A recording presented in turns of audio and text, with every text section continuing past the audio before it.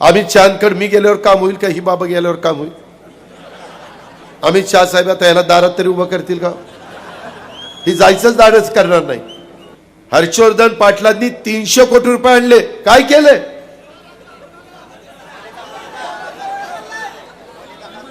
सगळं गोड गोड बोलून आमच्याकडनं, देवेंद्र फडणवीसांच्याकडनं, एकनाथरावांच्याकडनं, अमित शहाकडनं मंजूर करून घेतलं आणि सोयीचं आलं की गेला निघून.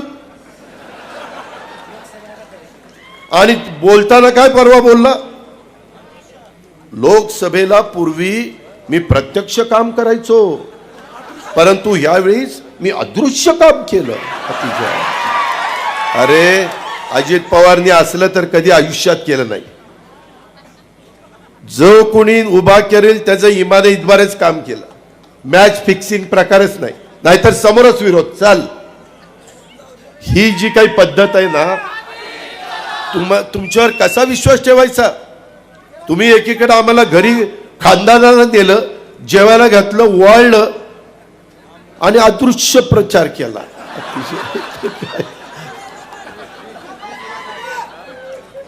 याला आता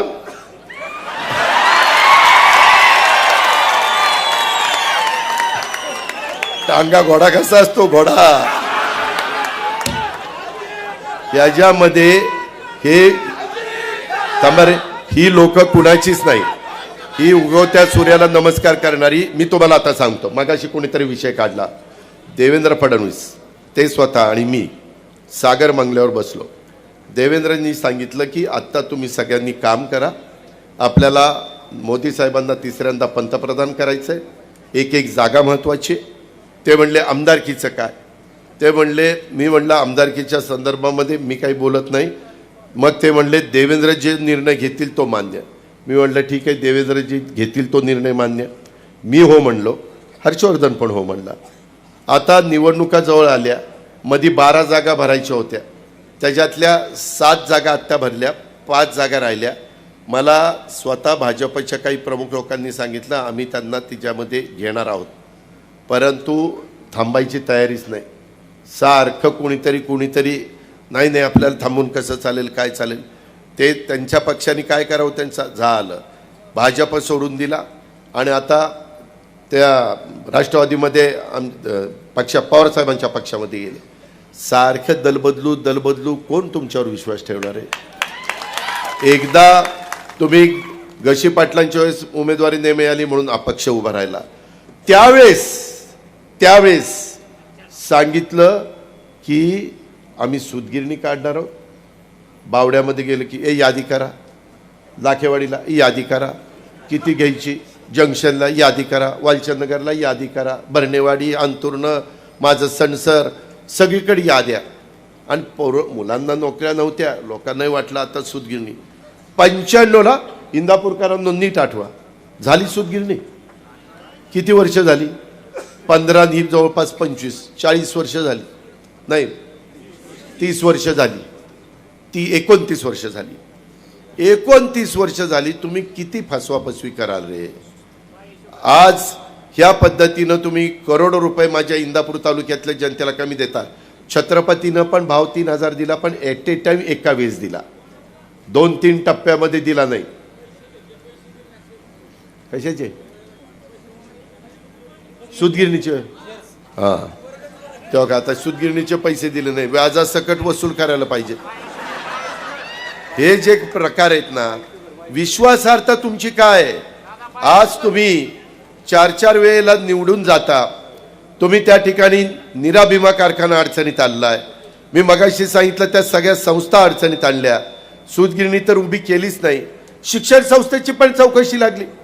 मला आता माझे एक सहकारी सांगत होते, दादा इंदापूर अर्बन कोऑपरेटिव्ह बँकेला 10 लाख रुपये आरबीआयने दंड केला गेल्या वर्षी वाटतं. दंड केला का केला?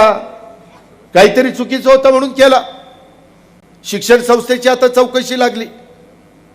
अरे असं करून नाही राजकारण होत. लोकांची कामं करावी लागतात, विकास करावा लागतो.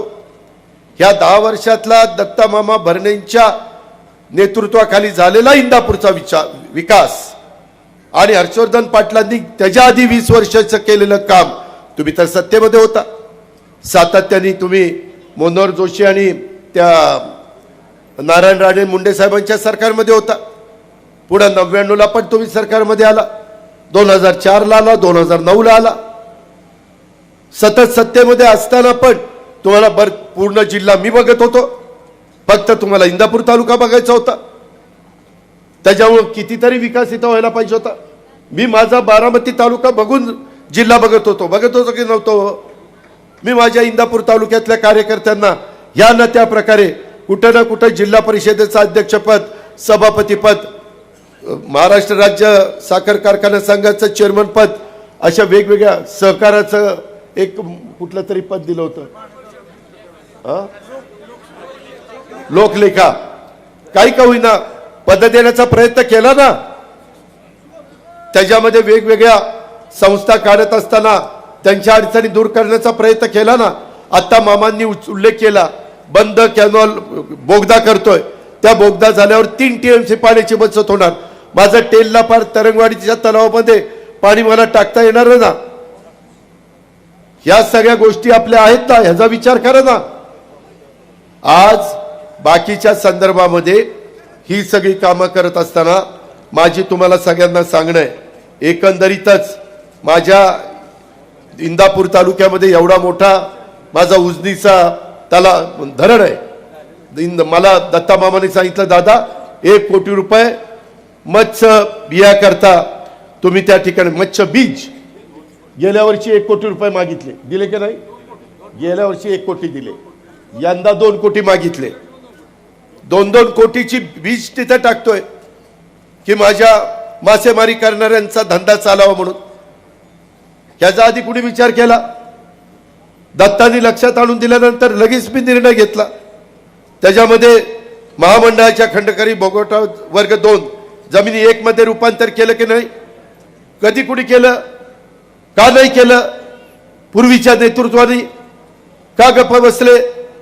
त्याच्यामध्ये वेगवेगळ्या पद्धतीचे, आता तुम्हाला माहिती नाही, ते आर्यन पंप्स म्हणून प्रशांत सुतारचा कारखाना आहे इथं आपल्या MIDCत.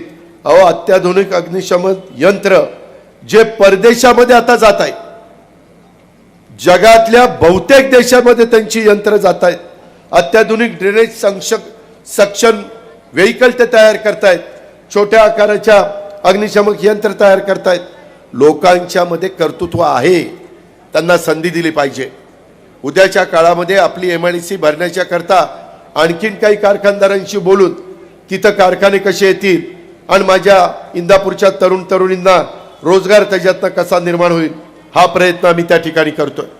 दुधाला दर कमी होते, सगळे म्हणायचे दादा 28 रुपयाला काही परवडत नाही.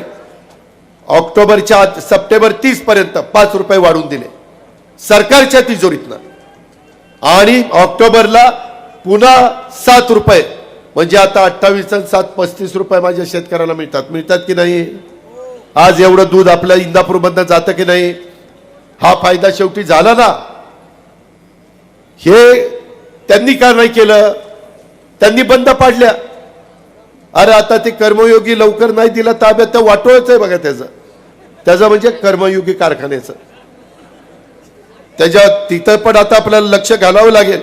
त्याच्यामध्ये इंदापूर शहरात वीरश्री मालोजी राजे भोसले ऐतिहासिक गडीचं संवर्धन आणि हजरत शानशावली बागबा दर्गा विकास आराखडा कधी कुणाच्या मनात आलं का? नाही 20 वर्ष यांच्या मनात आलं.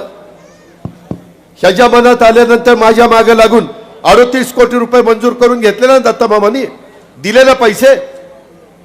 आज पर्यटन पण वाढलं पाहिजे ना. त्याच्यामध्ये मला आठवतंय प्रदीप गारटकर, त्याचं एक ऑपरेशन काय झालंय, त्याला खुर्चीवर बसवा. आम्ही त्याला खुर्चीवर बसवत नाही, परंतु आता तब्येतीनेच सांगितलं तू खुर्चीवरच बस, ते खाली बसता येत नाही. त्याच्यामध्ये त्याला विचारा, तो मला म्हणला की दादा तुम्ही फक्त बारामतीचा कसा विचार करता, आम्ही पण इंदापूरची जनता मनापासून तुम्हाला साथ देतो, आमची पण मुलं मुली शिकावीत. त्याने इथली कुठली तरी जागा द्यायचं. किती एकर जागा होती रे? किती एकर जागा होती ती इथली द्यायला? VPला ती नाही, तुम्ही देणार 30 का 35 एकर. तिथं विरोध केला मी. माझे 65 एकर जागा विकत घेतली. तिथं शिक्षण संस्था काढली की नाही? आज मुलं मुली शिकली की नाही? इंग्लिश मीडियम नाही, कॉलेज आहे की नाही, आपलं पॉलिटेक्निक आहे की नाही, हॉस्टेल आहे की नाही, केलं पाहिजे. उलट बरं झालं त्यांनी विरोध केला त्यावेळेस, ते झालं तरी तिथं, आणि ती पण जागा आपल्याला शिल्लक राहिली आपल्या शहराच्या विकासाच्या करता. आता मगाशी दत्ता मामांनी सांगितलं एवढा मोठा पूल, अशी चर्चा करत करत मी 382 कोटीचा पूल मंजूर केला, आणि खुशाल म्हणतात की त्याच्यामध्ये काय ह्याची काही गरज नव्हती. अरे कशाची काय गरज नव्हती?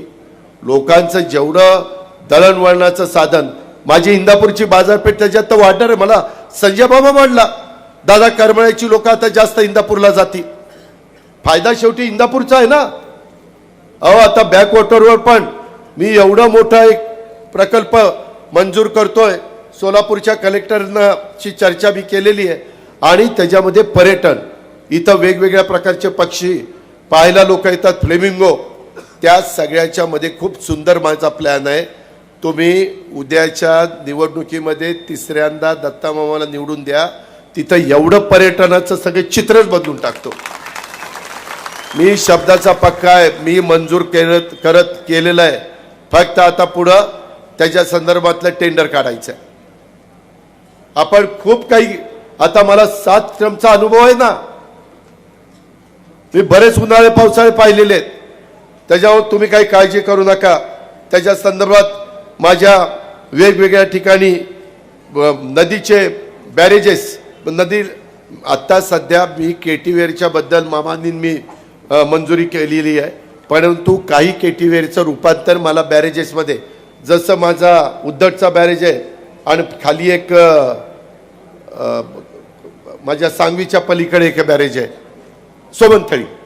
सोमनथळीचा, त्या पद्धतीनं वेगवेगळ्या ठिकाणी आपल्याला बॅरेजेस टाकायचे. का तर त्याच्यातून मला पाण्याचा प्रश्न सोडवायचा. मगाशी त्याने सांगितलं त्याही संदर्भामध्ये तुम्ही काळजी करू नका. आता काही गोष्टी मी उघड करत नाही, परंतु मामांनी जी इच्छा प्रदर्शित केलेली आहे, कुठून पाणी आणायचं, कशा पद्धतीने आणायचं, ती जबाबदारी माझी. त्याबद्दल तुम्ही काळजी करू नका. माझं देवेंद्रचं बोलणं झालेलं आहे. माझं त्याच्यामध्ये आमचा राहुल कुल पण त्या मीटिंगला होता, त्याच्यावर ते पण मी काम तुमचं त्या बाबतीमध्ये करून देतोय. त्याच्यामध्ये तालुक्यातल्या दगडवाडी येथील नंदिकेश्वर देवस्थान, बाणगाव येथील मसोबा देवस्थान, रुईचं बाबीर देवस्थान, ह्या सगळ्याला आपण निधी देण्याचं काम केलं. बऱ्याचदा मागच्या वेळेस माझ्या अल्पसंख्याक समाजाने आम्हाला साथ दिली नाही. मला त्यांना आवर्जून सांगायचं, बाबांनो, ह्या काळामध्ये महायुतीच्या सरकारच्या माध्यमातून मी माझ्या मागास अल्पसंख्याक समाजाला खूप काही देण्याचा प्रयत्न त्या ठिकाणी केलेला आहे. अरे ती तर खूप आहेत. आता 2:40 होत आले. पहिल्यांदाच भाषणं जास्त केली, मला बोलायला वेळच नाही दिला. काय करतोस आता? त्याच्यामध्ये ह्या सगळ्या गोष्टी करत असताना माझं तो आता कुणाला दिलं मी ते अल्पसंख्याकाचं, कुणाला वाचायला दिलं होतं?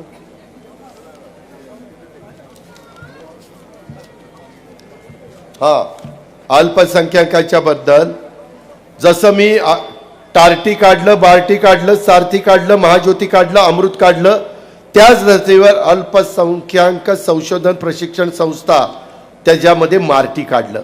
का तर माझ्या मुस्लिम समाजाच्या मुलामुलींना फायदा व्हावा. छत्रपती संभाजीनगरमध्ये अल्पसंख्याक आयुक्तालय आणि जिल्हा स्तरावर अल्पसंख्याक कक्ष त्या ठिकाणी स्थापन केलं. मौलाना आझाद अल्पसंख्याक आर्थिक विकास महामंडळाला शासनाकडनं देण्यात येणाऱ्या हमीची मर्यादा 30 कोटीवरून 30 कोटी 500 कोटी रुपयापर्यंत वाढवली, आणि महामंडळाचं भांडवल 1000 कोटी रुपये केलं. शैक्षणिक कर्जाची मर्यादा त्या पण माझ्या मुलामुलींच्या करता 5 लाखावरून 20 लाखापर्यंत नेली.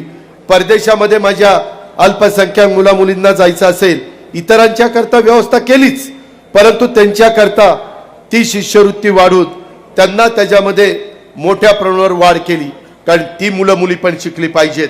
आता परदेशात शिक्षणाची संधी मिळावी, गुणवत्तेला वाव मिळावा, म्हणून अल्पसंख्याक समुदायातील 75 विद्यार्थ्यांना प्रतिवर्षी 40 लाख रुपये प्रत्येकी शिष्यवृत्ती देण्याचा निर्णय आम्ही त्या ठिकाणी घेतला. 15 जिल्ह्यामध्ये अल्पसंख्याक समाजातील महिलांचे नवीन 2800 बचत गट स्थापन करण्याच्या करता आम्ही जाचकाठी होत्या. महिला यायच्या, दादा या अटी बंद करा, त्या अटी मी बंद करून टाकल्या. डॉक्टर झाकीर हुसेन मदरसा आधुनिकीकरण योजनेत प्रतिवर्षी 2 लाख रुपये देता येत होते, ते आता प्रतिवर्षी 10 लाख केलेले आहेत. मदरशांना शिक्षणामध्ये 6000 रुपये मिळत होते, त्यांना 16000 रुपये महिना पगार केला. आणि काहींना 8000 रुपये मिळत होते, त्यांना आता 18000 रुपये त्या ठिकाणी मंजूर केले. अशा पद्धतीनं बऱ्याचशा ठिकाणी मदरशांना सोलर प्रणालीद्वारे वीज पुरवठा करण्याचा निर्णय त्या ठिकाणी घेतला.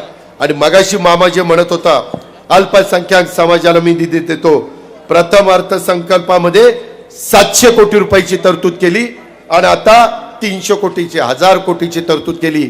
काँग्रेसवाले देखील देत नव्हते. माझ्या मुस्लिम बांधवांनो, माय माऊलींनो लक्षात घ्या, माझ्या लाडकी बहीण योजनेचा फायदा माझ्या मुस्लिम समाजातल्या पण महिलांना झालाय की नाही? सगळ्या समाजाला झाला. मी भेदभाव केला नाही. ह्या पद्धतीने तुमचं सरकार आहे, ते सरकार आपल्याला परत आणायचंय. ह्या बाकीच्यांच्या भूलथापांना बळी पडू नका. आज आम्ही अतिशय चांगल्या पद्धतीनं उद्याच्या काळामध्ये महाराष्ट्राचा सर्वांगीण विकास करणार आहे. हे खोटं बोलतात की महाराष्ट्रातले उद्योग गुजरातमध्ये गेले, अजिबात गेले नाही. मी सिद्ध करून देतो. आज देखील तुमचा माझा महाराष्ट्र देशात पहिल्या क्रमांकावर एफडीए मध्ये गुंतवणुकीमध्ये आहे. मग कसा पहिला क्रमांक आहे? काही बोलायचं, खोटं बोलायचं, रेटून बोलायचं. मागं असंच म्हणले संविधान बदलणार. अरे कोण संविधान बदलतंय? उलट प्रत्येक ठिकाणी आता संविधान भवन बांधतोय, संविधानाचा आदर करतोय, सगळ्या दुनियाला सांगतोय जोपर्यंत चंद्र आणि सूर्य आहे तोपर्यंत कुणी मायेचा लाल डॉक्टर बाबासाहेब आंबेडकरांचं संविधान बदलू शकत नाही. आणि तुम्ही आमच्याबद्दल खोटं सांगताय, नरेटिव्ह सेट करताय. माझ्या माय माऊली मोठ्या प्रमाणावर आमच्या पाठीशी उभ्या राहिल्यात, तर त्यांना सांगताय तुमची लाडकी बहीण योजना बंद केली. स्टे आला. कुठला स्टे आला? दाखव स्टे. स्टे आला ना, दाखव स्टे. उदे हे दूध का दूध, पाणी का पाणी. हे जे काही प्रकार चाललेले आहेत हे प्रकार बंद झाले पाहिजेत. माझी आपल्याला सगळ्यांना विनंती आहे की नाही, हायकोर्टाचं आता बघा, हे हायकोर्टाचं खंडपीठ आपण नाही पुण्याचं, त्याच्यामध्ये बारामतीला सेशन कोर्टात तुम्ही सगळे वकील आणि बाकीचे जायचा. मी बारामतीच्या सेशन कोर्टामध्ये तुम्ही येत असताना ते बंद करून इथं मंजुरी देऊन इथलं काम सुरू केलं. मी असा हे केलं नाही की कशाला. इथंही लोकांची सोय झाली पाहिजे, इथल्याही वकिलांची सोय झाली पाहिजे. शेवटी स्वतःपुरतं बघून चालत नाही. आज आपल्याला राज्याला पुढे न्यायचं आहे, त्यावेळेस इंदापूर तालुका देखील सर्व बाबतीत अग्रेसर राहिला पाहिजे. ही आमच्या सारख्याची भूमिका आहे. आणि कदाचित माझ्यावर टीका करतील की अजित पवारांनी सोमेश्वरचा उल्लेख केला, 3571 रुपये भावाचा, 3636 माळेगावचा. छत्रपतीचा भाव कमी आहे त्याच्याकरता मी बारकाईनं लक्ष घातलेलं आहे. आता 3000 रुपये दिला. काही अडचणी मधल्या काळामध्ये आल्या, त्या अडचणीतनं बाहेर काढण्याचं काम माझं चाललेलं आहे. मी मागे असा सोमेश्वर कारखाना अडचणीत आला होता, मी बाहेर काढला आणि आज राज्यामध्ये पहिल्या 5 क्रमांकावर आणून ठेवलाय. मला थोडासा वेळ द्या. मी छत्रपती सहकारी साखर कारखाना पण पहिल्या 10 मध्ये आणून दाखवलं नाही तर म्हणेल ते ऐकीन. पण आज मी कमी पडलो, मी कबूल करतोय. ज्याच्यात मी कमी पडलो ती कबूलच आहे मला, पण मी दुरुस्त करणार आहे. ती दमकन ताकद माझ्यात आहे. जिल्हा बँक आपल्या ताब्यात आहे. राज्य सहकारी बँकेकडे मी जाईल. अजून केंद्र सरकारकडे अमित शाह साहेबांच्याकडे जावं लागलं तर मी जाईल. मी काल होतो ना दिवसभर त्यांच्याकडं. अमित शहाकडे मी गेल्यावर काम होईल का? ही बाबा गेल्यावर काम होईल? अमित शाह साहेब आता याला दारात तरी उभं करतील का? ही जायचंच दारच करणार नाही. अमित शहानी पण त्याला मनापासून साथ दिली, पण असं नाही ना, असा दागा फटका करता का म्हणे. हे लोकांनी ओळखलं पाहिजे. आणि माझी तुम्हाला विनंती आहे, दत्तानी माफी मागितली आहे. काम करताना मी पण 5 वर्षात बारामतीमध्ये कुठं काही कमी पडलो असेल, चुकलो असेल. शेवटी माणूस आहे, जो काम करतो तो चुकतो, जो कामच करत नाही तो बिनचुकच असतो. साला कामच करत नाही कसा चुकल. त्यामुळं त्या काही भांड्याला भांडं लागतं, कुठंतरी काहीतरी झालं असेल तर ते गोष्ट मनामध्ये ठेवू नका. तुम्ही माझ्याकडे बघा, महायुती सरकारकडे बघा, आपल्या भाजप शिवसेनेच्या सगळ्या कार्यकर्त्यांना, संजय सोनवणे, RPI सगळे कार्यकर्त्यांना बरोबर घ्या, सगळ्यांना संधी द्या. इथं आता आलो तर आपल्या मित्र पक्षालाच बसायला जागा नाही, ही आपली सगळी जागा अडवतात. अरे आपली परंपरा काय आहे, मराठी संस्कृती काय आहे, आपण आल्यानंतर आपल्या पाहुण्यारावळ्यांना जागा देतो. पुढच्या वेळेस त्याच्यात हनुमान दुरुस्ती झाली पाहिजे, कुठे गेला, दुरुस्ती झाली पाहिजे. आणि मी आल्यावर भाषण नको करू, माझ्या आधी काय बोलायचं ती बोल. होय तुझ्याशी बोलणार आहे, जाताना गाडीत बसताना तुला मिठी मारणार बसणार, थांब जरा. या पद्धतीनं मित्रांनो आपली कामं चाललेली आहेत. मला वेळ कमी आता जायला पाहिजे, कारण त्याचा 3-4 फॉर्म भरायचा आहे. परंतु राहिलेलं मी शेवटच्या सभेत सांगेन. पण काही करा, खोट्या नाट्या प्रचाराला बळी पडू नका. रात्री 12ला जरी माझी गरज लागली तर मी तुमच्या पाठीशी आहे, हा शब्द देतो.